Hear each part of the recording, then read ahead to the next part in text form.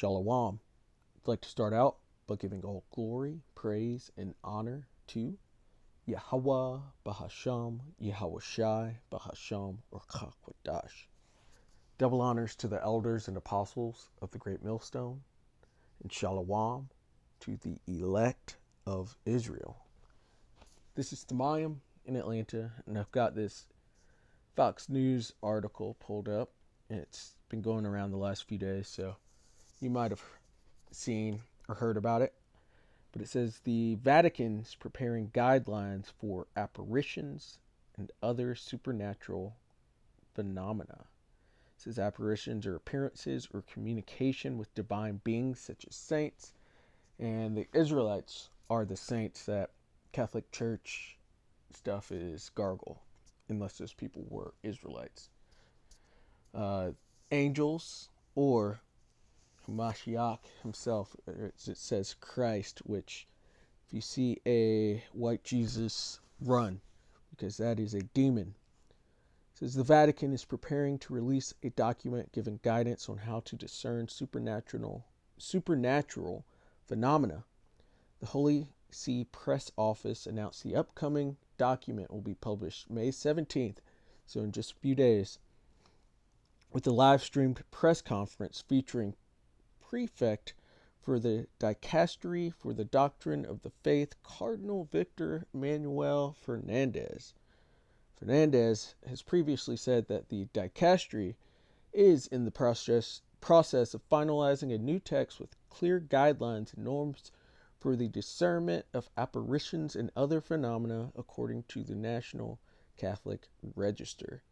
And so you've got to wonder what they are seeing. They do have that giant telescope named Lucifer, and they try to keep up with the signs and the times within the skies. And so maybe this is telling you that that great and terrible day of the Lord is near, in which the apostles and elders have been telling us that for years, for decades now. And yeah, on that great and terrible day, there will be apparitions and all sorts of strange sightings and supernatural events and phenomena. And these guys aren't steering you that wrong, because this will happen, but listening to their guidelines is just going to condemn you, because this is a false doctrine, a false religion, and their understanding is just skewed.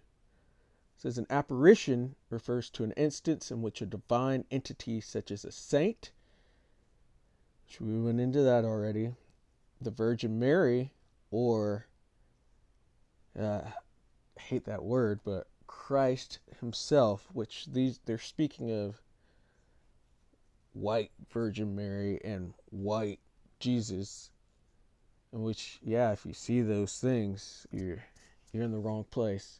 But it says, makes itself known to a person on earth.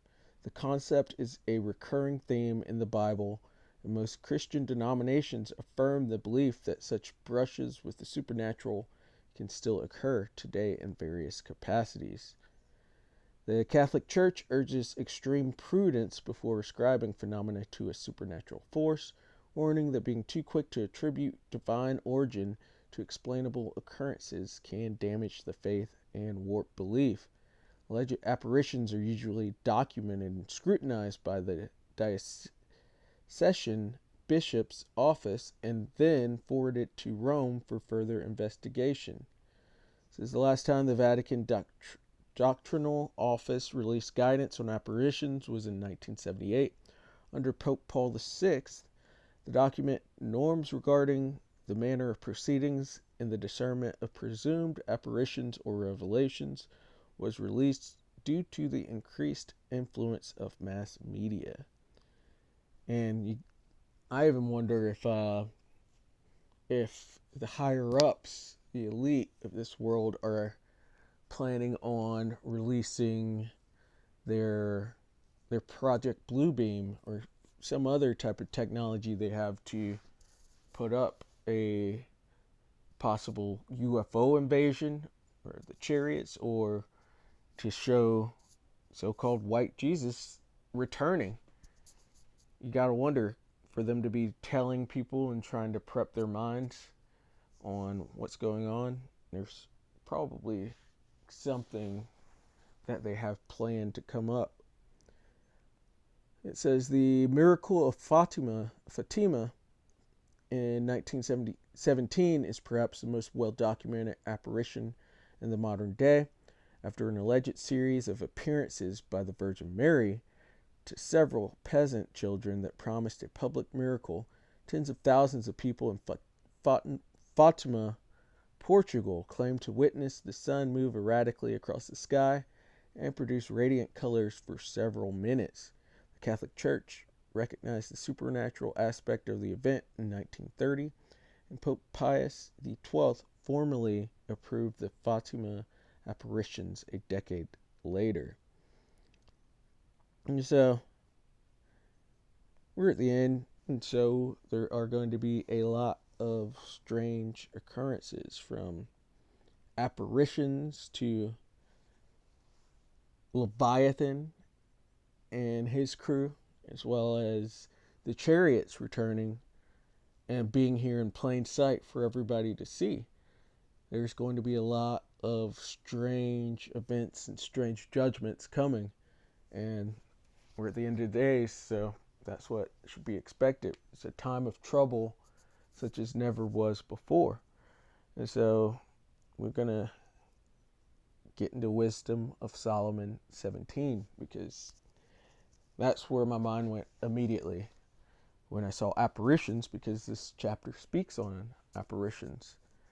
And it says, so Wisdom of Solomon 17 and verse 1. For great are thy judgments and cannot be expressed. And the Lord has 1,000,000,001 ways in which he can judge you. There's that show, 1,000,001 Ways to Die. The Lord has 1,000,000,001 ways. And we're coming into the time where some of these ways, these judgments, are going to come through supernatural phenomena. It says, therefore, unnurtured souls have erred, because not everyone has the fear of the Lord on them.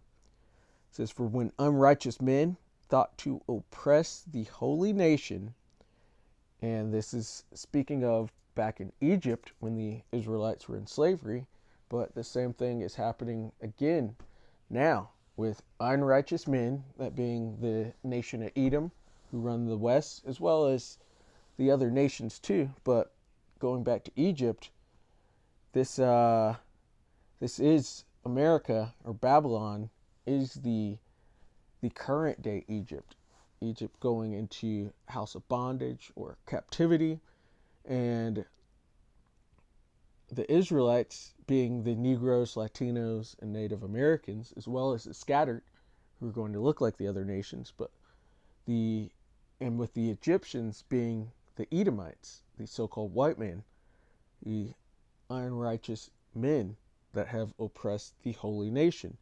It says, they being shut up in their houses, the prisoners of darkness, and fettered with the bonds of a long night, lay there exiled from the eternal providence.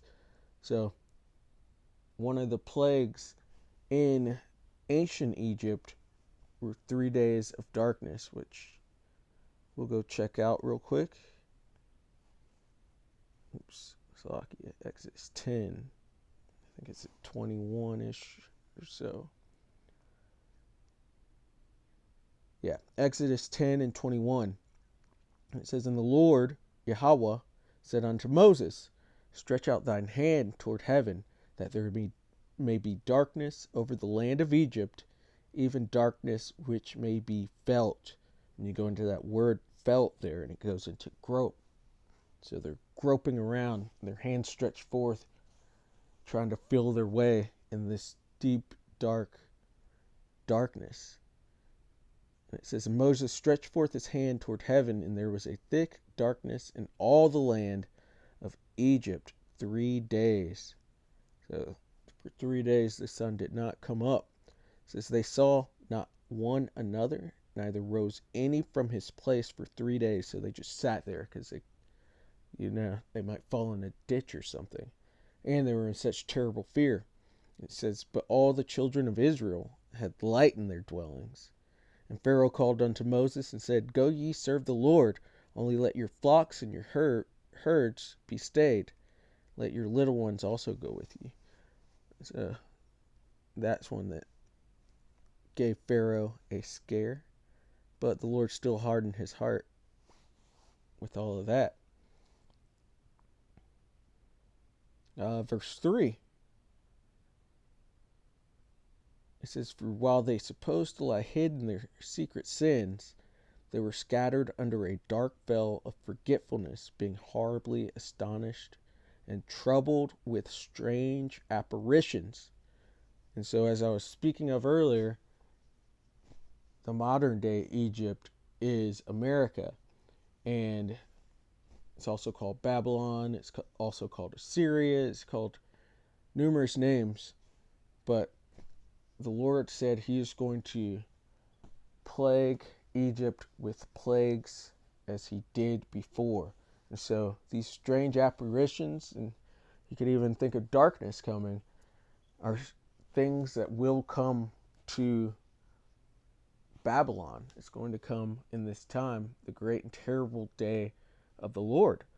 You're going to have these same things that happened in previous judgments happen here. And as he said, for Edom, they're going to receive double. So you should expect these plagues to be even more monumentous than what was seen in the past.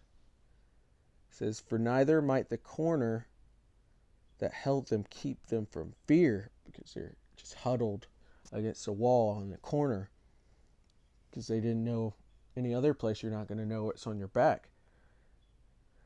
It says, "That held them from fear, but noises as of waters falling down sounded about them." So they're hearing all these strange noises. And it says, "And sad visions appeared unto them with heavy countenances." So hearing things, seeing things that aren't really there, or the spirits are really there, troubling them, but they couldn't actually see it because they're in such strong darkness. But the Israelites were fine during all of this. It says, "No power of the fire might give them light." So lighting up a candle ain't going to do nothing for them. "Neither could the bright flames of the stars endure to lighten that horrible night." And usually you can get a little light from the stars when you're out at night and from the moon, but this was a thick, gross darkness that they were in, a thick and heavy darkness.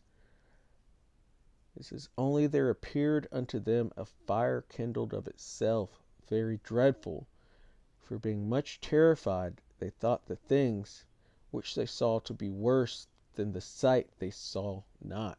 And so their minds were even playing tricks on them at this point of being stuck in, sitting down against a wall in a corner, not going anywhere for multiple days. This was a great plague that was put on the ancient Egyptians, and it's something that is coming to the modern Egyptians. And that's most likely why the Vatican is trying to prepare people for what's to come. And so we'll see what else they have to say on the 17th of this month in just a few days. But this is something to look at for coming to a Babylon near you. And so, Lord willing, that was edifying. I'd like to give all glory, praise, and honor to Yahweh, Bahasham, Yahweh Shai, Bahasham, Rakakwadash. Double honors to the elders and apostles of the great millstone, and Shalom to the elect of Israel. Shalom.